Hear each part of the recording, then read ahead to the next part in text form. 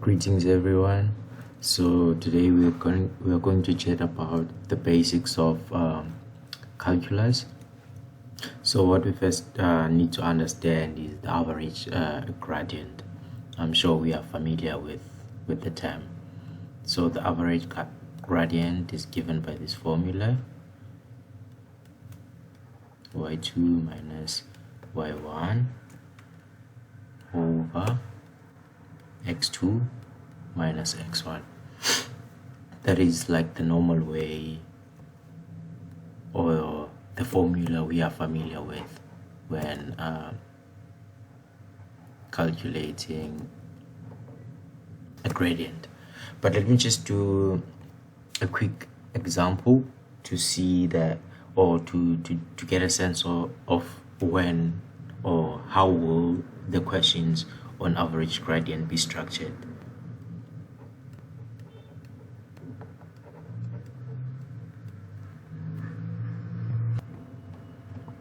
So the question states that determine the average gradient of f of x equal to x squared plus 2 between these points x equal to 2 and x equal to 4. So they gave you the values of x. So we are going to use that formula, which is am is equal to y2 minus y1 divided by x2 minus x1. Then what we need to, we can choose, I'll choose these to be x1 and these to be x2. Then y2 minus y1, where do you get y? You get y by substituting on the equation of f of x to get y, because f of x is actually y. So that means we have f at 4 minus f at 2 divided by 4 minus 2, because x2 is 4 and x1 is 2. So this is not p, it's actually f. Okay, so moving forward, we will have, we're substituting with 4, of course, so we'll have 4 squared plus 2 close brackets minus 2 squared plus 2, all divided by 2, because 4 minus 2 is 2. So then let's try figure it out. I think it's 12. Then 12 by 2 is 6. So we get our average gradient as a 6. There's nothing in here. Okay, now you know how to calculate the average gradient, but in the next page or in the next slide, we will look at how do you calculate the gradient at a point now. Okay, so with a gradient at a point, let's take it for instance, the gradient of a point of f of x.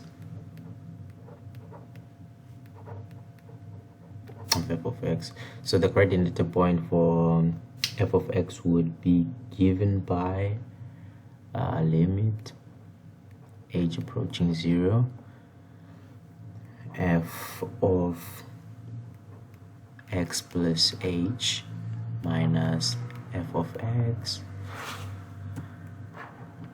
divided by h. So this is actually the equation for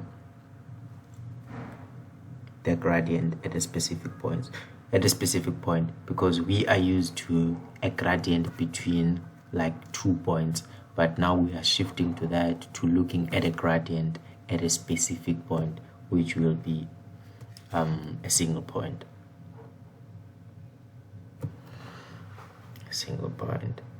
But let me try and write an example, then we can try work on on that example, so we can make sense of how do we calculate the gradient at a point. Okay, now we have the example. We're trying to calculate the gradient, the gradient of f of x equal to 2x minus 1 at a point where x is equal to 1.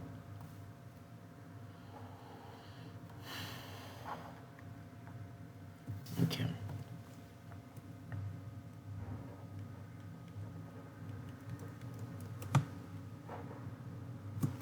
Okay, so our formula is, sorry, let's just, okay, so our formula is limit h approaching 0, f of x plus h minus f of x, then divided by h. But this is not only limited to f, it could be p of x, it could be p of a, or whatever combinations. So you will write it in that format, but I'm just like using the format for f of x, as I indicated here, that for f of x, if it was for p of x, it would be p and p. So you will structure it based on what they gave you. Okay, so moving forward, okay, this one is simple in the equation because we know how to substitute it, f of x, because f of x is this 2x minus 1. Most they are telling you that f of x is equal to 2x squared minus 1. So it's simple to substitute this one. The issue will be with f of x plus h. But even f of x plus h is simple because they are merely saying that in a place of x, you will not write x, but rather you will write x plus h. It's like f of x plus 3. That means on top of x, we added 3. So when we're going to substitute in a place of x, we will have an additional 3. Okay, how do we do that? Okay, they told us x is equal to 1. So when we substitute here, because it's f of, this is f of x, and that is f of x plus h. That means we will have 2 into our x is equal to 1. They gave us. We are not going to say 2x squared because they gave us that x is equal to 1. So 2 into 1. And we're not going to say 1 squared because there is h close to 1. Then we will say plus h, then all squared minus 1.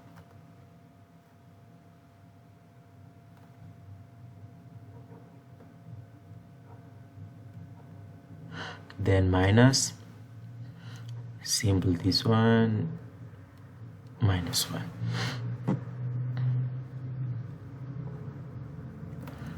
Apologies, let me just fix that.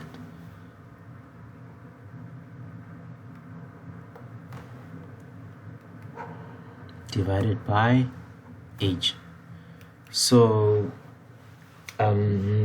with that, 2 into, I did a mistake. This is not, let me check, is this 2? Yes, because our x is equal to, yes, because our x is equal to 1.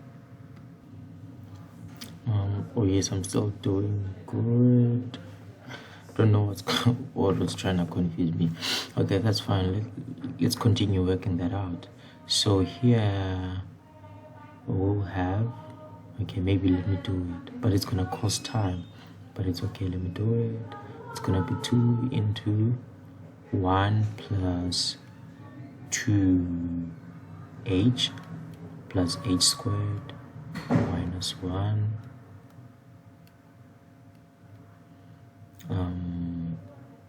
minus 1. This will be minus 1 because it's it's positive 2 minus 1 within the brackets, then that's gonna be positive 1, then that negative sign, then it will end up being minus 1. So it's clear with that one. Then divided by h, then this one will be positive 2 plus 4h plus 2h squared, this minus 1 and that minus 1, which will be minus 2, so it will be over with this one. Then we will be left with 4h plus 2h squared divided by h. Then we'll take out the common factor and we will be left with 4 plus 2h. Yes. Oh, I forgot the important thing. Every time you move along its limb, h approaching 0, limit h approaching 0, limit h approaching 0, limit h approaching 0. I'm so sorry. So you go down with that. So okay, let's continue then. Okay, so now we've got limit h approaching 0 to h plus 4. Okay, our h, when we get to this step, every time any digit that has an h, you multiply, you substitute that h by 0. So you're no longer moving down with limit h approaching 0. You will just say 2 into 0 plus 4, which is equal to 4. Then that means the gradient at a point where x is equal to 1 equals to 4. So this is how you calculate it. Apologies for this. Otherwise, yes, every time you calculating, you first say limit h approaching 0, then 2 into 1 plus h whole squared minus 1 over h, whatever that you write on the side, but you always go down to this up until you are substituting whatever that has an h with 0. Then you no longer go down with limit h approaching 0. I was thinking about something. What else do you need to note here?